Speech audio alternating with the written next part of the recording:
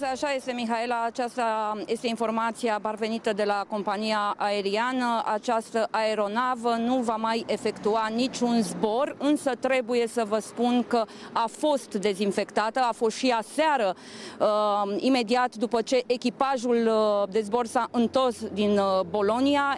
Autoritățile de aici au dezinfectat această aeronavă și s-a mai realizat acest lucru pe data de 23 februarie, atunci când aici la Craiova autoritățile locale, mai în speță DSP, a dispus ca toate aeronavele care vin din Italia să fie dezinfectate.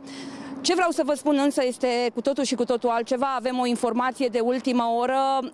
Această aeronavă, în ziua în care cetățeanul italian a plecat chiar din acest loc, de unde noi ne aflăm, de pe aeroportul din Craiova, vorbim de data de 22 februarie, ora 14:05. Deci în momentul în care acest avion a decolat de aici, de la Craiova, a ajuns la Bologna. De la Bologna a mers la Suceava, de la Suceava s-a întors la Bologna, apoi de la Bologna s-a întors înapoi aici la Craiova. Deci, după ce cetățeanul italian a ajuns pe aeroportul din Bologna, această aeronavă în acea zi a mai efectuat 3 curse.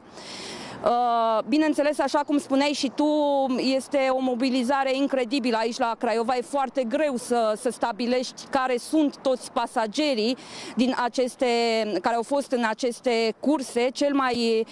Cu certitudine însă cei mai expuși sunt pasagerii care au fost în acele 3 curse care s-au efectuat pe data de 22 februarie.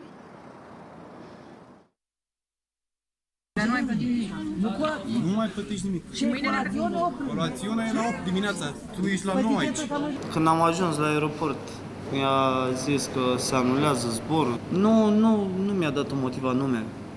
Mi-a zis că cei de acolo le-au zis că se anulează zborul, că se închide. Nu au spus un motiv anume.